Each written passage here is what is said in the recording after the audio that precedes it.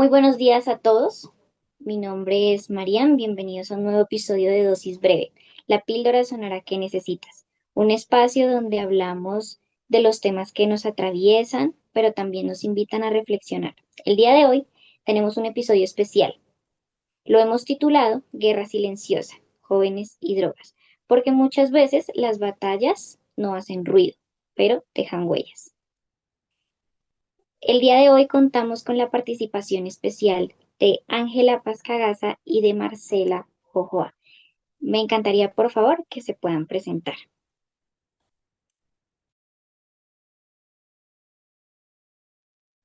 Hola, buenas tardes. Me alegra mucho estar participando en este espacio. Soy Ángela Pascagasa, psicóloga. En la actualidad trabajo en una fundación em, que trata problemas de hábitos esclavizantes o adicciones, como bien se conoce popularmente. Allí trabajo con adolescentes y jóvenes. Trabajamos desde el área del internado y ambulatorio. Eso hago en este momento de mi profesión. Muchísimas gracias, Ángela, Marcela. Buenas tardes, mi nombre es Marcela Jojoa, soy psicóloga. Trabajo en una fundación con niñas y adolescentes que están bajo restablecimiento de derechos en ICBF y también se trabaja bastante como en la prevención del consumo de drogas. Muchísimas gracias. Es un honor poder contar con la participación de ustedes. También estoy muy bien acompañada por mi equipo de podcast, Sara Amado y Juan Pablo de Olla. Adelante, chicos. Bueno, buenos días. Como dijo mi compañera Mariam, hoy vamos a hablar de las drogas.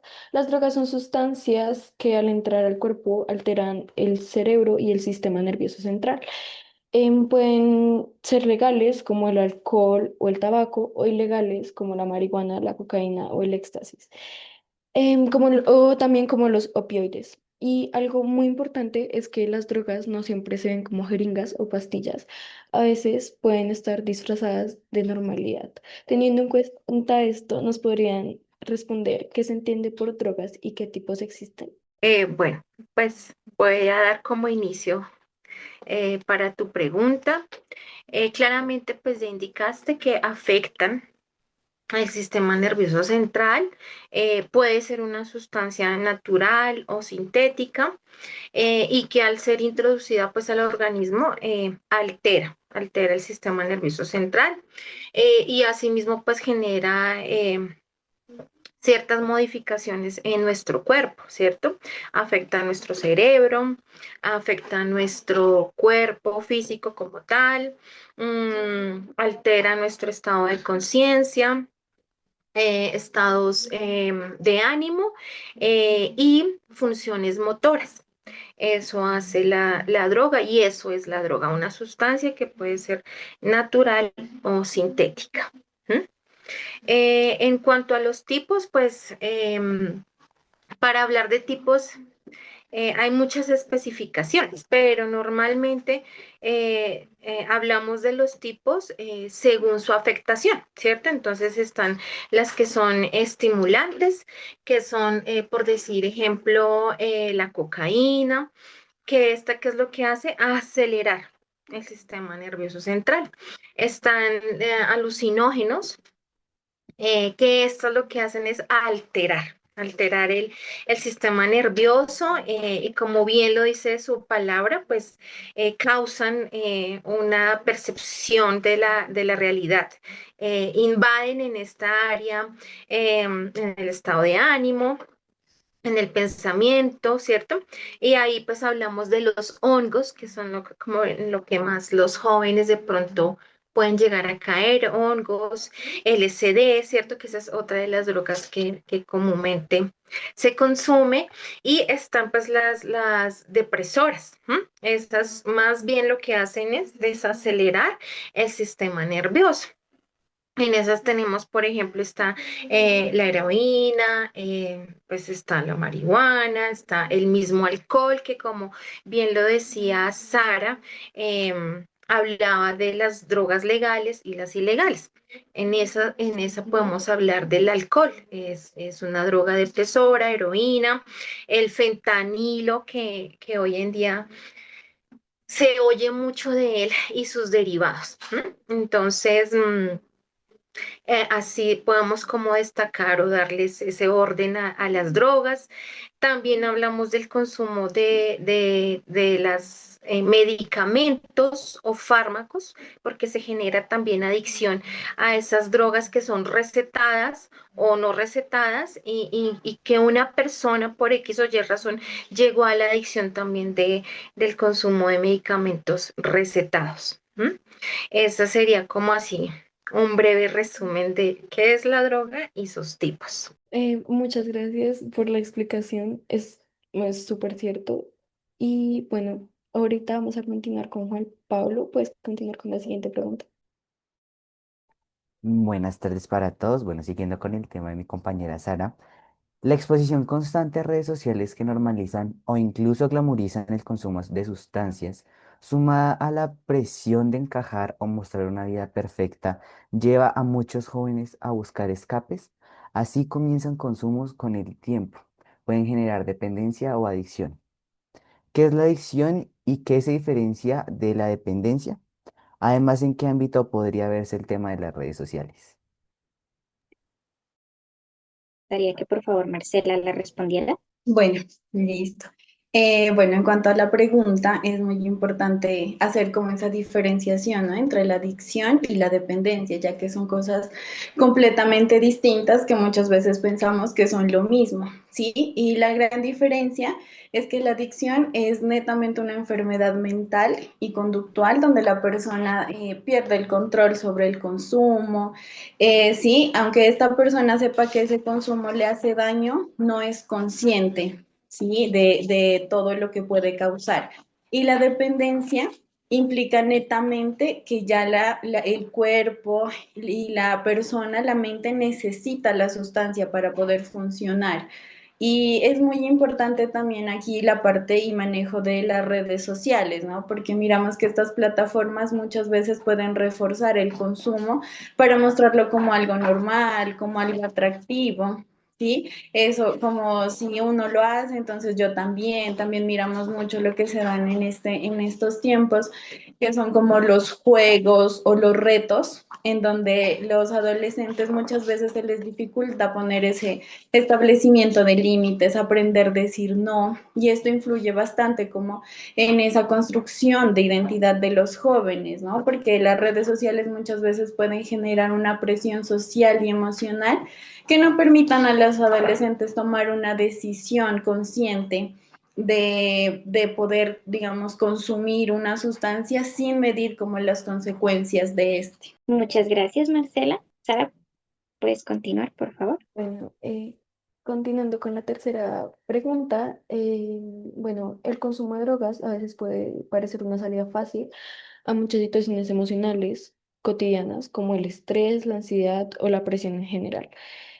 Pero sus efectos no son tan simples como muchas personas creen que son y pueden marcar la vida de cualquier persona en muchos niveles y aspectos. Entonces, respondiendo a esto, ¿nos podrían explicar qué efectos y consecuencias puede tener el consumo de drogas en los jóvenes? Ángela, por favor, ¿nos podrías explicar? Gracias. Ok, me gustaría como explicarlo con un posible caso que ingrese a la fundación. Entonces vemos que estos adolescentes jóvenes han perdido el control de su vida, están, dejan de asistir al colegio, empiezan a perder clase, empiezan a evadir situaciones de la familia, quedarse fuera de casa, empezar a frecuentar amistades peligrosas, amistades que los llevan al consumo. Muchos de ellos llegan ya con problemas de psicosis. Chicos que ya tienen que estar en tratamiento con psiquiatría, farmacología para que ellos puedan paliar un poco la sintomatología, las consecuencias que trae a su psiquis el consumo de drogas. Pérdida de memoria, afectación en las relaciones sanas, en las relaciones de familia, en las relaciones de pareja. em, Cuando hablo de psicosis, estoy hablando de que ellos pueden presentar situaciones de esquizofrenia. Eso no nos lo dicen. Eso no, en las redes sociales, como bien lo hablaba mi colega, no nos educan y no nos dicen, oye, consumir X droga puede llevarte a una esquizofrenia, a desarrollar una esquizofrenia, y una esquizofrenia, tratar una esquizofrenia es muy complejo, demasiado complejo, y nunca nos dicen que por el consumo de X droga puedes desarrollar esquizofrenia, alucinaciones, paranoia, ¿cierto? Entonces son bastantes las consecuencias que pueden venir por el consumo. Aparte de eso, si no se hace un tratamiento adecuado, pues así como llegan chicos que están en ese inicio, que ya tienen algunas consecuencias, pues también conozco hombres de 40, 50 que su vida está totalmente descontrolada, que ya estamos hablando de habitabilidad de calle, porque nunca llegaron a un tratamiento o porque la adicción fue tan crónica, ese Bien. problema de adicción. Entonces son bastante las consecuencias, bastante complejas de tratar, y que si no se hace rápidamente una intervención, puede llevar a una persona a estar entre la vida y la muerte continuamente. No, no se tiene vida realmente. Cuando se está en una adicción, esa persona no tiene vida. No hay familia, no hay labor, no hay propósito de vida, no hay relaciones. em, Totalmente un descontrol, una vida disfuncional a raíz del consumo de drogas o de una adicción. Sí, totalmente. Juan Pablo, ¿podrías continuar con la cuarta pregunta, por favor? Claro que sí, continuando la cuarta pregunta, además de los efectos personales y familiares, el consumo de drogas también tiene implicaciones legales. Es importante conocer cómo la ley se posiciona frente a este tema. Nos gustaría saber un poco más qué dice la ley sobre el consumo y porte de drogas. ¿Cómo se puede manejar legalmente este tema en nuestro país? Marcela, por favor, puedes hacer tu intervención. Gracias. Listo. Bueno, como en Colombia, sí, legalmente el consumo de las drogas no está penalizado, ¿sí? Pero sí tiene como ciertas condiciones, ¿no? Por ejemplo, el porte mínimo de algunas sustancias, eso ya está contemplado en la ley y que no es como un castigo, ¿sí? Más sin embargo, ahí nosotros desde el área de salud miramos cómo esto nos puede ir perjudicando. ¿Por qué? Porque si ya existe un porte mínimo, la gente lo normaliza, ¿sí? Entonces dice como, no, si ya tengo este porte no pasa nada y no se mide de una otra manera como las consecuencias de, empieza a avanzar más el consumo, empiezan más con la dosis, sí, se esconde. Entonces, de una otra manera, la ley no nos beneficia mucho tampoco. ¿Por qué? Porque lo normaliza tanto que ya los adolescentes y las personas tampoco miran como las consecuencias de, y si la ley no lo castiga, entonces no hay tampoco como una conciencia plena del riesgo que hay el consumir. ¿Sí? Una de lo principal que en este momento nos podría también ayudar es que no está permitido el consumo de sustancias o de cualquier tipo de estas en espacios públicos. Eso sí se constituiría en un delito penal. También el consumo para menores de edad, que también es algo que en la actualidad sí lo tenemos en cuenta en la ley, más sin embargo no se cumple. Sí es algo que necesitamos bastante también poder fortalecer esa parte porque realmente no hay conciencia, digamos, en las tiendas o en los lugares donde expenden este tipo de drogas, ya sea también, por ejemplo, la parte social, lo que son cervezas, alcohol, ya no se mira como esa parte de prevención, ¿sí? Y es ahí nosotros como entidad y como parte de la salud tenemos que hacer también, hacer conciencia, hacer esa prevención y promoción para que no nos permitan esto desde la parte educativa, ¿sí? Realizar psicoeducación con los adolescentes, con los padres, con los docentes. ¿Por qué? Porque muchas veces se desconoce y se dice, listo, si ya la ley lo castiga, pero miramos que no es así. ¿Por qué? Porque pues en resumen como tal, la ley no penaliza el consumo personal, sí lo regula, ¿sí? Pero no nos da como esa prevención y especialmente con los jóvenes, ¿no? Sí, que se busca como que haya esa conciencia acerca del consumo. Bueno, muchas gracias. Continuamos con la quinta pregunta. Adelante, Sara. Bueno, estar atrapado muchas veces en la adicción duele y puede hacer sentir solo a la persona que esté en esto y sin fuerzas, como si no hubiera una salida, pero sí la hay, con acompañamiento, con apoyo real, con personas que estén ahí, te escuchen y te soporten.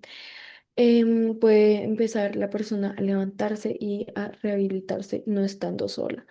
Y aunque el camino sea duro muchas veces, todos los pasos cuentan. Siempre hay una oportunidad para empezar de nuevo y recuperar su vida. Entonces, respondiendo a eso, Ángela, ¿nos podrías explicar si se puede salir de una adicción y qué apoyos existen para lograrlo? Sí, se puede salir de una adicción, pero antes de entrar a la adicción es muy importante trabajar en la prevención. Nosotros en la fundación realizamos grupos de apoyo, tanto para la persona que está haciendo un proceso de rehabilitación como para las familias. Y hay una frase que trabajamos en alguno de los espacios del grupo de apoyo y dice que es mejor, que es más fácil detener un riachuelo, un río muy pequeñito, más fácil detenerlo que detener el desborde de un gran río. ¿M? Y asimismo es la adicción. Es más fácil trabajar desde la prevención, la educación, entender lo que estamos haciendo hoy nosotros. Esto sería un espacio de prevención, ¿cierto? Porque estamos informando, educando a la comunidad en Monterrosales de qué es la droga, la verdad de la droga, y lo abarcamos desde diferentes puntos, hasta desde el punto legal, ¿cierto? Entonces sí, importante tener muy presente la prevención, que esa prevención la podemos hacer desde la familia. Como padres deberíamos estar informados de lo que está pasando con nuestros hijos en cuanto al consumo de drogas, pero otras adicciones, redes sociales, em, una pareja codependiente, ¿cierto? La codependencia en las relaciones, y adicciones a temas con la comida, los trastornos alimenticios, etcétera. Nosotros los papás somos los primeros garantes en esos derechos de nuestros hijos. Entonces, prevención. Lo primero que debe haber es prevención. Ya cuando hablamos de adicción, de que ya hay un problema de adicción, claramente hay recursos, están pues los tratamientos, ya sean ambulatorios o de internado, y esos van con un grupo de profesionales, ¿no? Lo apoya psicología, psiquiatría, trabajo social, ocupacional. Son varios los expertos que pueden entrar y ayudar en ese proceso de rehabilitación. ¿Qué más? La familia también. Cuando hablamos ya de adicción, lo importante, un punto importante es integrar a la familia a ese proceso que está llevando la personita que asume o que tiene ese problema de adicción.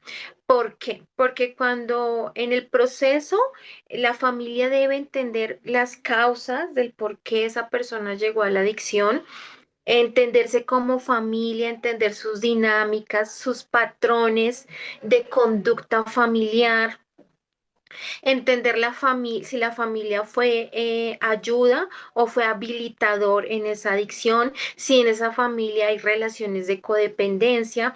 Hay familiares que tienen adicción, entender un poquito de la familia y que la familia también se entienda para poder ayudar a la persona que está en esta adicción.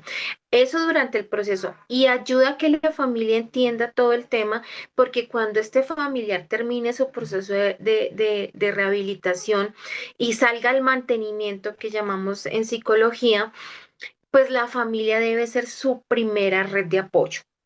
Entonces necesitamos que una familia por lo menos ya haya empezado un proceso de sanidad, entienda qué límites debe colocar, entienda que es una personalidad adictiva, entienda qué dejar pasar y qué no dejar pasar a su ser amado en ese proceso de restauración, cómo ayudarlo en el mantenimiento, ¿cierto? Entonces la familia también debe entrar en ese proceso de restauración, en un proceso de rehabilitación.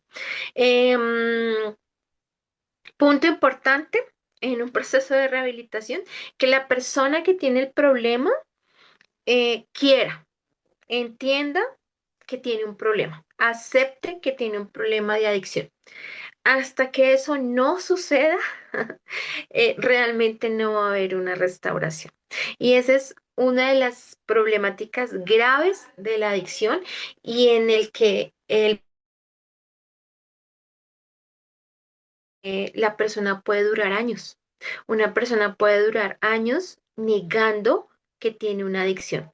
Y entre más se demore en aceptarlo, pues más graves van a ser las consecuencias, más crónica va a ser esa adicción. Entonces, primer paso para esa personita que tiene un problema de adicción es aceptar que tiene un problema, que levanta la mano y dice, necesito ayuda. La familia también. Hay un momento en que la familia entra en ese proceso de negación, porque no es fácil aceptar que mi hijo, mi esposo, mi esposa, alguien de mi casa está en un problema adictivo, ¿cierto? No, eso no, no se acepta de la noche a la mañana. La familia también entra en ese proceso de negación. Dos fases del proceso de cambio que son importantes y que son de las más complejas para trabajar es la negación y el mantenimiento dentro del proceso de la adicción. La negación porque puedes durar años en ese proceso de negación y el mantenimiento porque después de ese proceso de restauración, mantenerse es que tú enfrentas la vida como es y pones en curso las herramientas que adquiriste en tu proceso de intervención o de rehabilitación. Entonces, sí se puede salir de la adicción, pero cuesta. Hablamos del precio de la recuperación también en la restauración. Hay un precio que se paga, unas consecuencias que se deben asumir, un proceso que se debe trabajar desde lo interno hacia afuera, y que asume mucho la responsabilidad y el deseo de cambio de la persona que se encuentra en adicción.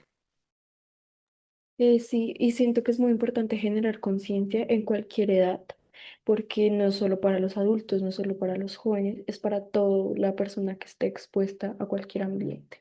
Pero bueno, continuando, Juan Pablo, ¿podrías dar la sexta pregunta, por favor? Claro que sí. Ya para finalizar, la mejor herramienta frente a esta problemática siempre será la prevención. No basta con prohibir, se necesita educar, hablar y generar entornos seguros para todos nuestros jóvenes. ¿Qué se puede hacer desde la educación y la sociedad para prevenir el consumo y generar conciencia entre los jóvenes? Para esa pregunta que nos gustaría escuchar a Marcela. Sí, algo muy importante que usted acaba de decir, ¿no?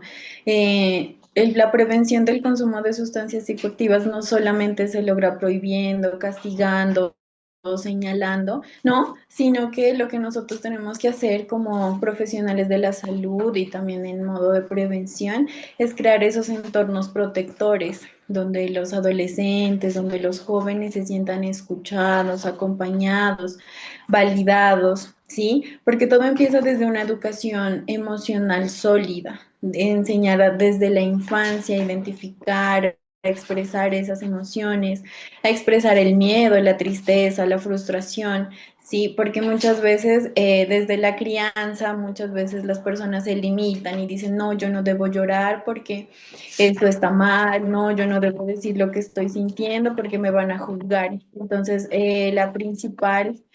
lo principal que se debe hacer desde la educación es eso, escuchar también. Algo muy importante es eso de construir espacios de diálogo reales, donde los jóvenes puedan hablar abiertamente, sin un juicio, sin un miedo, donde se sientan escuchados, ¿sí? Porque muchas veces se dice, sí, yo escucho al adolescente, pero yo también lo estoy juzgando, ¿sí? Entonces no estamos haciendo completo, porque sí, está bien cuando los adolescentes nos cuentan, pero nosotros tenemos también que ser empáticos con ellos y ponernos en el lugar de la otra persona cuando esta persona se abre con nosotros. Otro factor fundamental también es la presencia de unos modelos positivos, ¿no? O sea, nosotros ser un buen referente positivo para los adolescentes, ser un ejemplo a ellos, sí, que se inspiren desde el ejemplo, porque podemos decir como, no, mire, no haga esto porque esto está mal, pero después en el mismo ejemplo nosotros lo estamos haciendo, no es coherente, ¿sí?